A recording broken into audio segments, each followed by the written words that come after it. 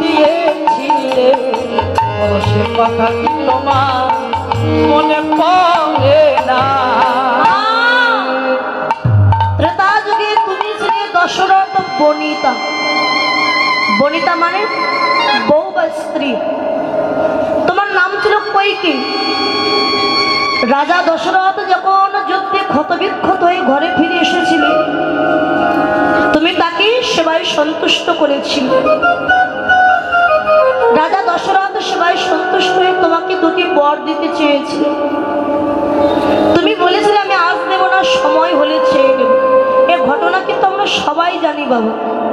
কিন্তু আমার রাম যে রাজা হবে, ওরে মূর্খ, রাম যদি রাজা হয় রাজমাতা হবে কৌশল্যা, তুই হবি ভিখারি। যদি রাজমাতা হতে চাস আমার কথা শোন। রাজা দশরথের কাছে যা গিয়ে বল, মহারাজ আমার যে বর দুইটি প্রাপ্য আছে ওই বর দুইটা আমাকে দিয়ে দিন। প্রথম বর চাইবি আমার পুত্র ভরত রাজা হবে, আর দ্বিতীয় বর চাইবি রামকে 14 বৎসরের জন্য বনবাসে যেতে হবে। এবার এখানে তত্ত্বটা কি দেখুন বাবু।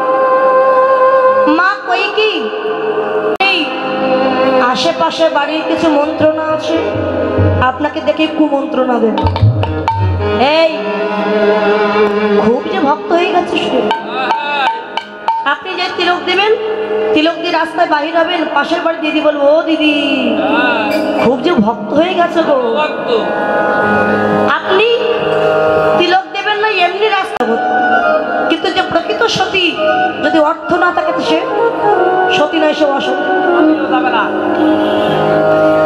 আপনি 10 ভরি অলংকার পরে রাস্তা দিয়ে হেঁটে যান, আপনি যদি অসতীও হন, আপনাকে দেখে লোকে বলবে দেখ দেখ কত স্বর্ণ লোকটা দেখেছিস, ও দিদি ভালো আছো, দিদি ভালো আছো, কেননা অর্থ আছে। আর যে ভালো মানুষ সে যদি একটা ছেঁড়া কাপড় পরে রাস্তা দিয়ে যায়, ফিরেও তাকাবে না। কেন? ও ছেঁড়া কাপড়, ও ভালো কিন্তু দোষ হচ্ছে ছেঁড়া কাপড় পরেছে। এটাই হচ্ছে সমস্যা। সারের বেগুন খাচ্ছে ভালো, ডুমুর পচে নষ্ট হলো।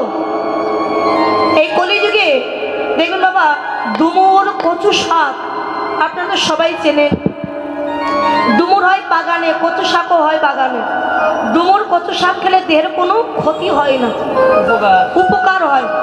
কিন্তু আমরা খাবো না কেন? ও যে বাগানে হয়, ও যে দাম নেই, 2 টাকা 5 টাকা কিলো, তাই বিক্রি হয় না। কিন্তু যে বেগুন, যে ফুলকপি রাসায়নিক পদ্ধতিতে তৈরি করা, যা খেলে গ্যাস্ট্রিক হয়, সেই ফুলকপি 100 টাকা কিলো, তা আমরা কিনে খাচ্ছি। ওটা ক্ষতি করছে দেহের, তাও আমরা কিনে খাচ্ছি কেন? ওটার যে দাম বেশি। আর এই ডুমুর বেগুন, ওই ডুমুর কচু শাক বাগানে হয়, কিনতে হয় না, তা খাবো না কেন? ও যে ভালো জায়গায় হয় না, বাগানে হয়, ওর দাম নেই। কি তাই তো মা? চোর ডাকাতের কত মজা, ভালো মানুষের হচ্ছে সাজা। যদি নিজের বিচার করো ভাই, দেখবে পরের বিচারের সময় না। দুধ খেয়ে হয় না খুশি, মদের দোকানে ভিড় বেশি। দুধ কিলো কত করে? 50 টাকা 55 টাকা। বাড়ি বাড়ি ঘোষ নিয়ে যাচ্ছে, দুধ নেওয়ার লোক নেই। দুধ খেলে তো উপকার হবে, কিন্তু যে মদ এখান থেকে 200 কিলো দূরেও হয়, ঠিক মদের টানে মোটর সাইকেল চালিয়ে সেখানে চলে যায়।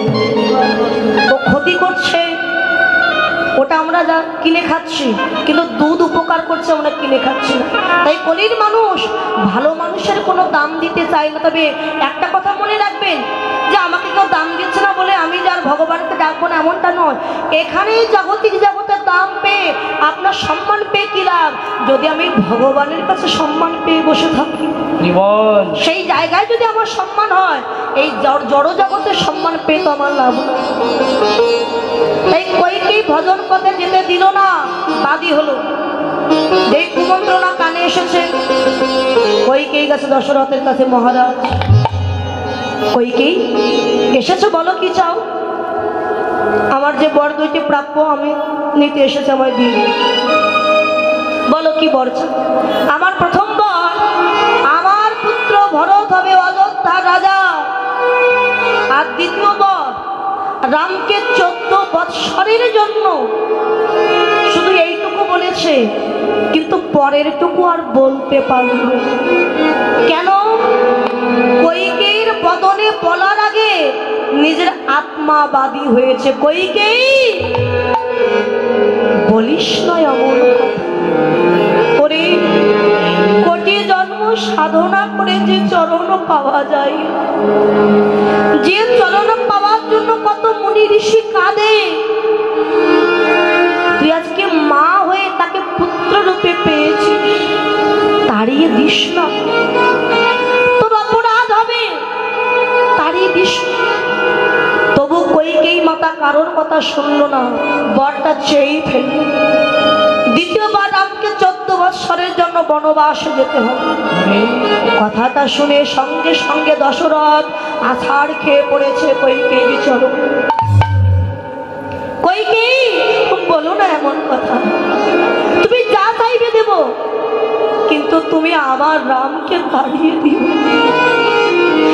রাম ছাড়া যে আমার জগতে আর কেউ না, আমার রামকে তাড়িয়ে দিও। দশরথ কইকেয়ীর চরণ ধরে কাঁদছিল। আবারও সেই কথাটা প্রযোজ্য হলো, কাঁদালে কাঁদিতে হয়, কথা যে মিথ্যা নয়। দশরথ কি অপরাধ করেছিল? আজকে তাকে কাঁদতে হচ্ছে। ওই যে যুবাকালে শব্দভেদী বাণে অন্ধমুনির পুত্র সিন্ধুমুনিকে বধ করেছিল। সিন্ধুমুনি কেঁদে বলেছিলেন, মহারাজ, আমার অন্ধ পিতা মাতার আমি ছাড়া তো তাদের কেউ না। আরে আমার মৃত্যুর পর আমার দেহটা আমার অন্ধ পিতা মাতার কাছে নিয়ে গিয়ে বলবেন যে আপনাদের পুত্র আর বেঁচে না, কেননা আমার জন্য তো অপেক্ষা করে আছে। আমি কখন ফিরবো আমার পিতা মাতার কাছে? যতক্ষণ ফিরবো না আমার জন্য অপেক্ষা করে থাকবে, তা আমার মৃত্যু খবরটা আমার পিতা মাতাকে একটু জানিয়ে দেবে। দশরথ গিয়ে যখন দাঁড়িয়েছিলেন, অন্ধমুনি বললেন, কে? সিন্ধু এলি? না, আমি সিন্ধু নই, আমি অন্যায় করেছি। আপনার পুত্রকে আমি ভুল করে শব্দভেদী বাণে বধ করেছি। অন্ধমুনি কেঁদে বলেছিলেন, দশরথ, বিনা অপরাধে যখন তুই আমার পুত্রকে মেরে ফেললি, আমার নয়নের মনে ছিল আমার পুত্র, তাকে যখন তুই মেরে ফেললি আমিও তোকে অভিশাপ দিলাম, আজ যেমন পুত্র শোকে আমায় প্রাণ হারা হতে হচ্ছে, তোকেও পুত্র শোকে প্রাণ হারা হতে হবে। তখন রামের জন্মই হয়নি, সে অভিশাপ ফলতে বসেছে, কিন্তু কিছুতেই বর ফিরালেন।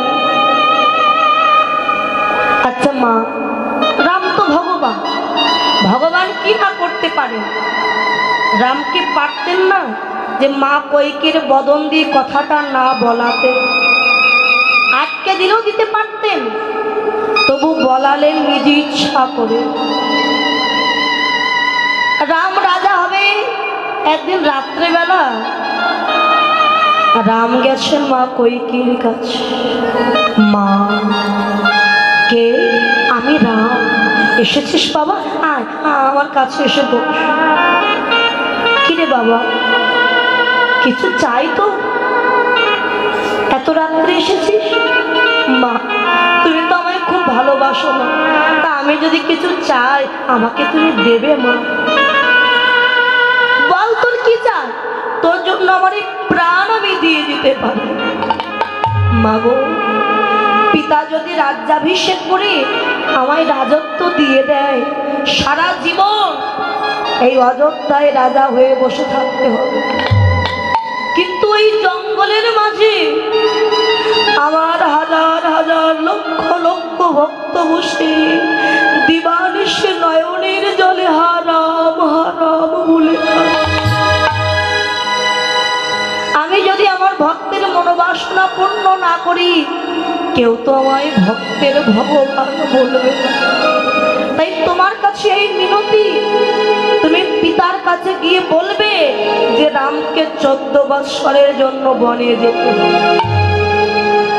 আমি জানি জগতে কলঙ্কের পশুরা তোমার মাথায় উঠবে, তথাপিও ভগবত সেবা যে তোমার হবে মা।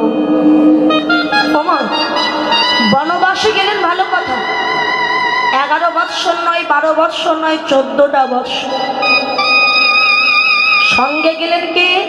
লক্ষণ ঠাকুর। 14 বৎসর কেন না? ওই যে এ তো আগে থেকে পরিকল্পনা ভগবান। রাবণের পুত্র মেঘনাথকে বধ করতে হলে সেই ব্যক্তি বধ করতে পারবে যে 14 বৎসর খাবে না, 14 বৎসর ঘুমাবে না, 14 বৎসর নারীর বদন দেবে।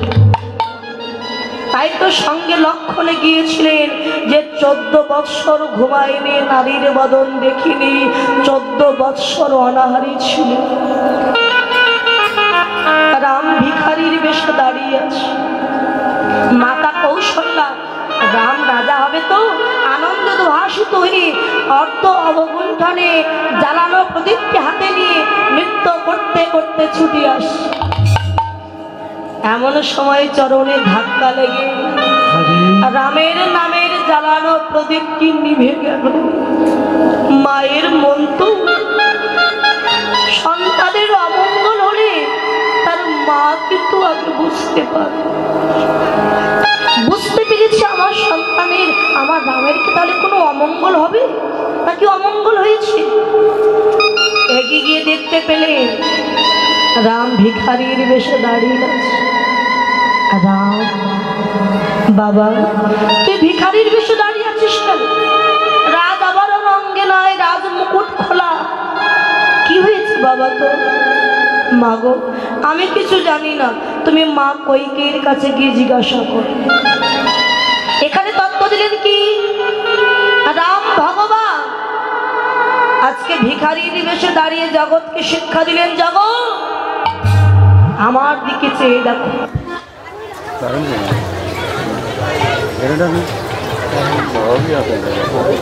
তোমার কিছুই দেবে না।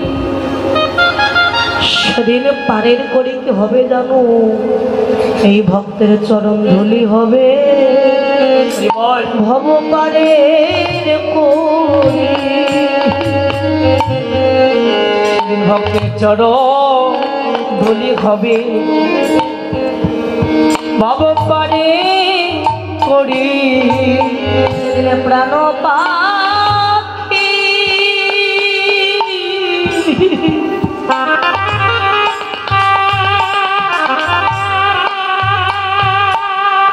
ওরে প্রাণ পাখি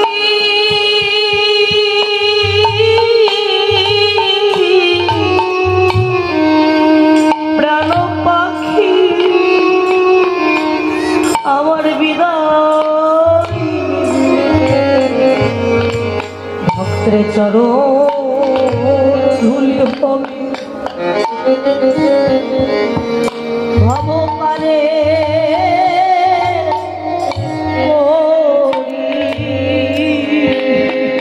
যেদিন প্রাণ পাখি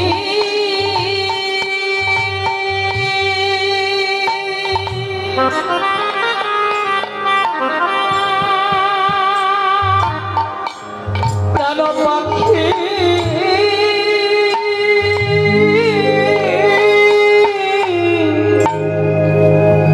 প্রাণ পাখি যেদিন বিদায় নিবে ভক্তের চরণ ধুলি হবে। আমার ভব পরে করি সেদিন তোমার গোবিন্দ বিনে বান্ধ কেউ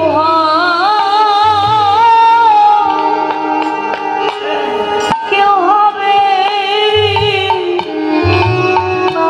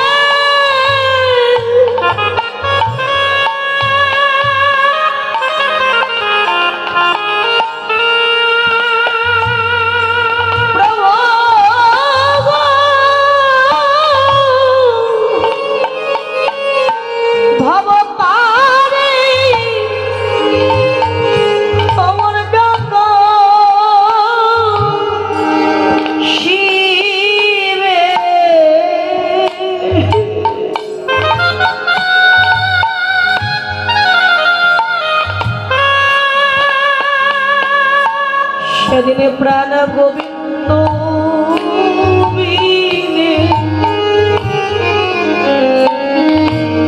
ওরে গোবিন্দ বিনে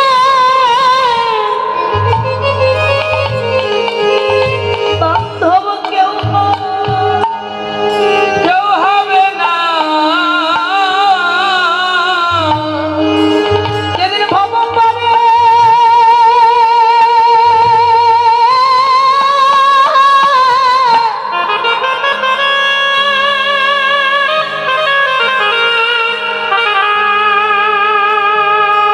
ওই ভব পারে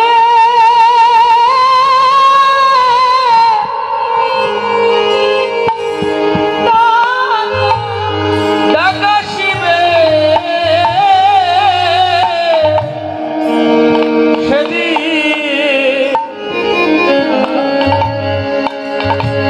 সেদিন গোবিন্দ বিনে বান্ধব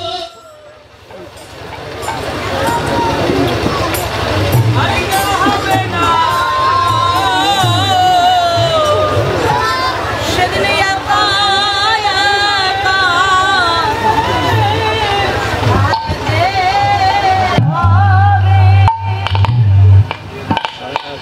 সেদিন একা একা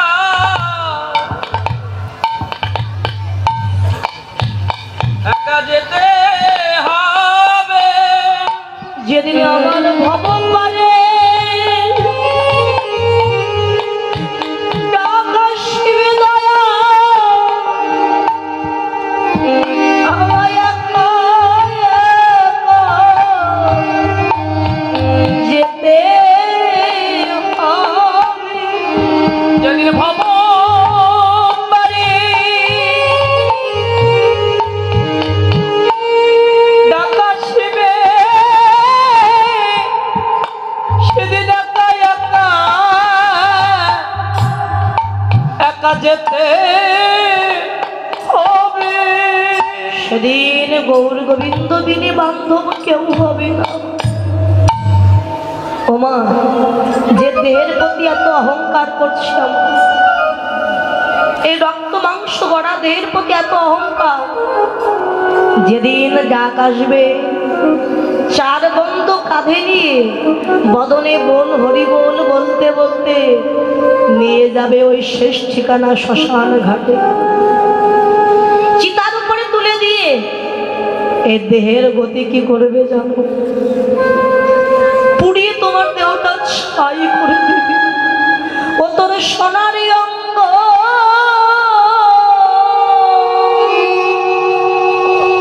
হবে ভঙ্গরে। ওদের সোনার অঙ্গ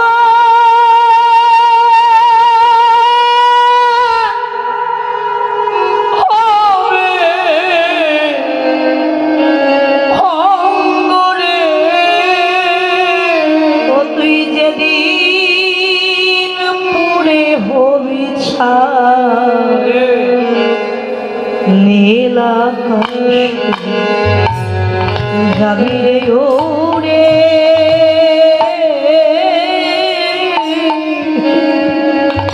কয়লা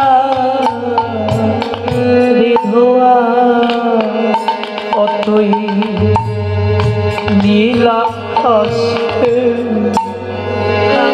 যাবি রে ওরে।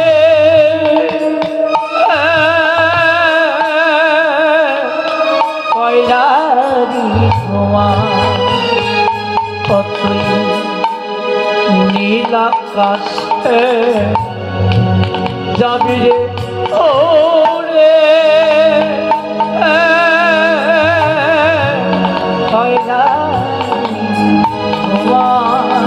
সেদিন কি করবে জানো? জ্বালবে আগুন খুঁজে খুঁজে মারবে বাড়ি হারে রে। সেদিন জ্বালবি আগুন খুঁজে খুঁজে মারবে বাড়ি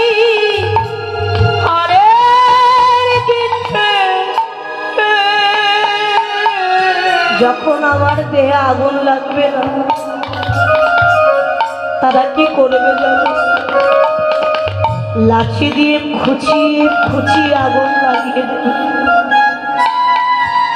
আমার দেহের হাড় যখন পুড়বে না, বড় লাঠি দিয়ে ভেঙে গুঁড়ো করে দেবে। জ্বালবে আগুন,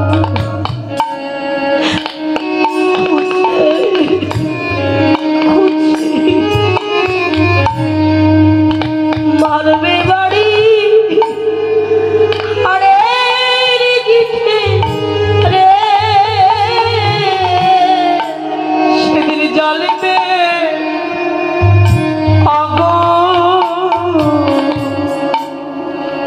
খুঁজছে খুঁজছে মারবে বাড়ি, হাড়ের গিঠে রে। সেদিনে পিঠের চামড়া যাবে হেঁটে রে, সেদিন পিঠের চামড়া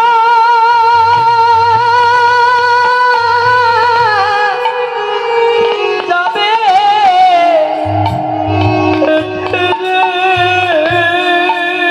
সন্তানের শরীরে যদি আঘাত লাগে, পিতামাতা গায়ে হাত বুলিয়ে দিয়ে বলে খোকা কিংবা খুকি মা, তোর কোথায় জ্বালা যন্ত্রণা হচ্ছে, কোথায় কষ্ট হচ্ছে আমায় বল বাবা। বুকে জড়িয়ে ধরে কত আদর করে।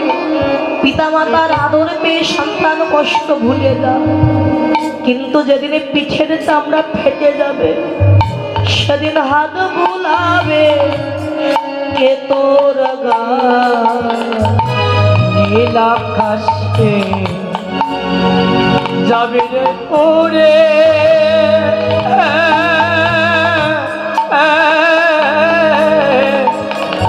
কয়লারি ধোয়া। তুই নীল আকাশে যাবি রে ওরে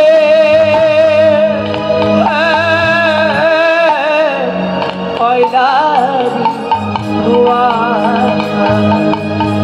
আমার স্ত্রী পুত্র আত্মীয় পরিজন, আরে তারা শেষের দিনে কি করবে জানে? স্ত্রী পুত্র শ্মশান ঘাটে স্নান করিয়ে আসবে ঘরে রে। স্ত্রী পুত্র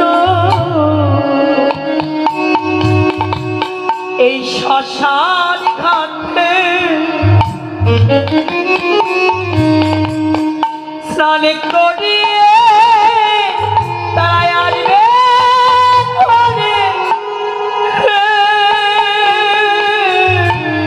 আমার স্ত্রী, আমারই পুত্র, আমারই আত্মীয় পরিজন শ্মশান ঘাট পর্যন্ত আসবে, স্নান করিয়ে চিতাই তুলে দেবে। ছেলে কি করবে? মুখে আগুন লাগিয়ে দিয়ে লাঠি দিয়ে ফাঁকা কলসিটা ভেঙে ওই যে ঘরে ফিরে গেল, আর ফিরেও তাকালো। নিজেরা স্নান করে শুদ্ধ হলো, 2 দিন কাঁদলো, 5 দিন কাঁদলো, তারপরে ভুলে গেল ওই মায়ার স্ত্রী শ্মশান ঘাটে স্নান করিয়ে আসবে ঘরে রে। স্ত্রী পুত্র এই শ্মশান ঘাটে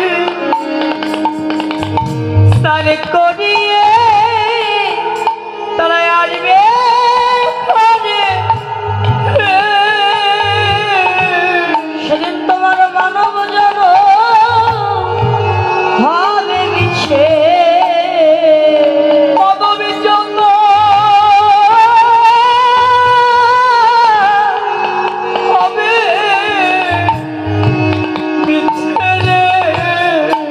ভবা পাগলা ভেবে নীলাকাশে যাবি রে উঠতে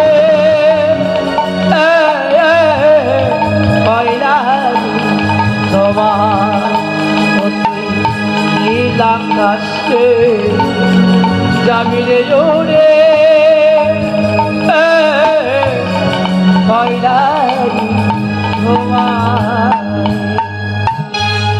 মাতা কৌশল্যা কৈকেয়ীর কাছে গেছে। কৈকেয়ী, বোন, আমার রামের কি হয়েছে বোন? সে ভিখারির বেশে দাঁড়িয়ে আছে। দিদি, আমি বর চেয়েছি। কি বর? আমার প্রথম বর, আমার পুত্র ভরত হবে অযোধ্যার রাজা। আর দ্বিতীয় বর, তোমার পুত্র রামকে 14 বৎসরের জন্য বনবাস যেতে হবে। মাতা কৌশল্যা ও কৈকেয়ীর চরণে আছাড় খেয়ে পড়েছে। আমি তোর বড় হয়েও আমি তোর চরণ ধরছি, এমন কথা বলিস। ভরত রাজা হবে ঠিক আছে, কিন্তু তুই আমার পুত্রকে তাড়িয়ে দিস। ওরে, তুইও তো একজন মা, সন্তান হারানোর কত কষ্ট, কত ব্যথা তুইও তো জানিস। মা হয়ে আর একজন মায়ের বুক খালি করে দিস না বোন। তুই তোর বর ফিরিয়ে নে। তবু মা কৈকেয়ী বর ফিরালেন। মাতা কৌশল্যা বড় ব্যথিত অন্তরে কেঁদে বলেছিলেন, কৈকেয়ী, তুই পারলে পারতিস তোর বর ফিরিয়ে নিতে, তবু যখন ফিরালি না, আমিও তোকে অভিশাপ দিলাম। শোন, পুত্র হারা হয়ে আমায় তো 1 জনম কাটতে হবে, আর তোকে পুত্র হারা হয়ে 3 জনম তোকে কাটতে হবে। ভগবান ক্ষমা করলেও আমি তোকে কোনো দিন ক্ষমা করব না। প্রথম জন্ম হবে তোর দেবকী নাম হয়ে ওই কংস কারাগারে। একে একে 8টি পুত্র সন্তান হারিয়ে তুই কেঁদে কেঁদে বলবি, আমি আর দেবকী, আমার যা দেওয়ার মতো কিছু না। দ্বিতীয় জন্ম হবে তোর উড়িষ্যা, ইন্দ্রদম্ন রাজার স্ত্রী হয়ে, তোর নাম হবে গুন্ডিচা। একে একে 18টি পুত্র হবে, আর 18টি পুত্র একই রাত্রে রক্ত বমি উঠে তারা মারা যাবে। ওই 18টি পুত্র হবে পুরী ধামে 18 নালা, সেদিনও যাবে না তোর পুত্র শোকের জ্বালা। আরে, তৃতীয় জন্ম হবে তোর ওই যে জগন্নাথ মিশ্রের স্ত্রী হয়ে, তোর নাম হবে শচী। একে একে 8টি কন্যা সন্তান তুই হারাবি। এরপরে বিশ্বরূপ নামে একটা পুত্র হারাবি, এরপরে নিমাই নামে একটা পুত্র তুই পাবি।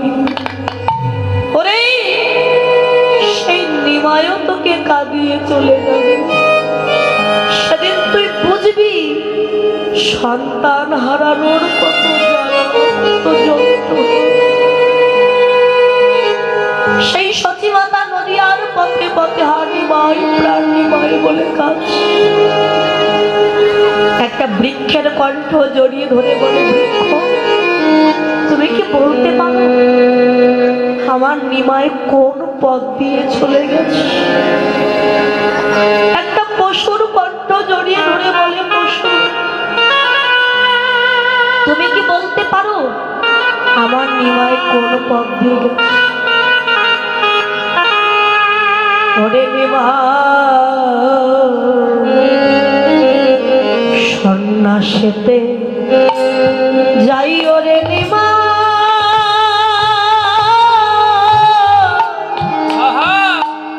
নিমাই বৈরাগ্য না হই রে।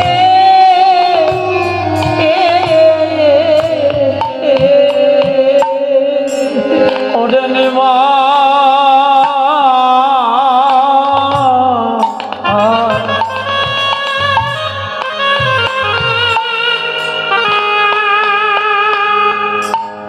সন্ন্যাস খেতে যাই রে নিমা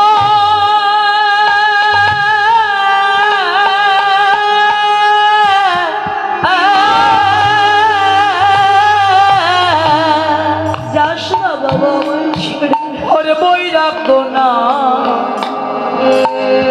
ওরে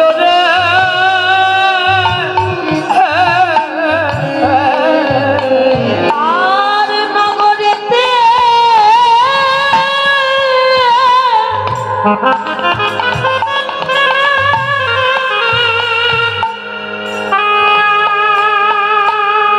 আমি ভিক মাগিয়া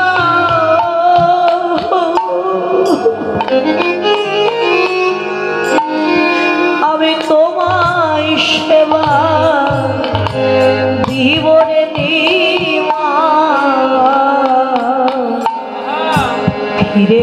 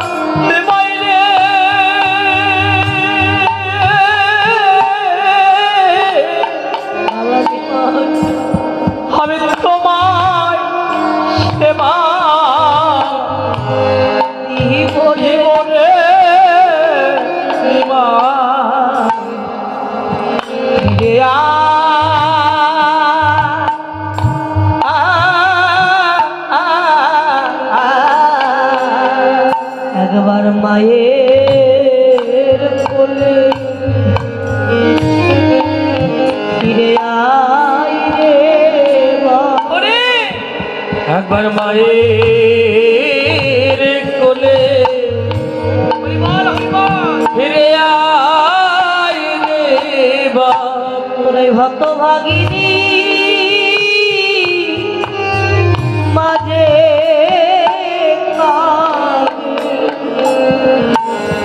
একবার মায়ের কোলে ফিরে আই হত গিনে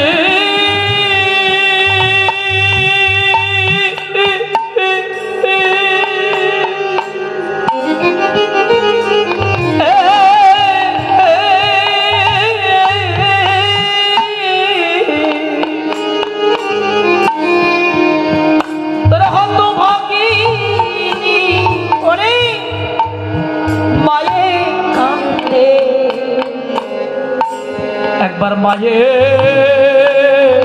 বলে ফিরে আই বা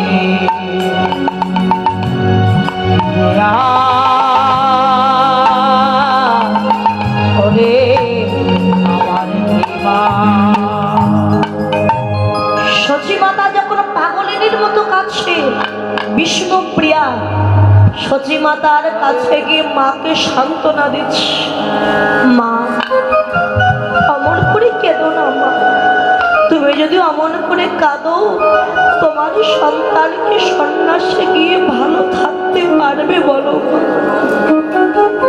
যার স্বামী চলে গেছে সেই কিনা শাশুড়ি মাকে বোঝাচ্ছে।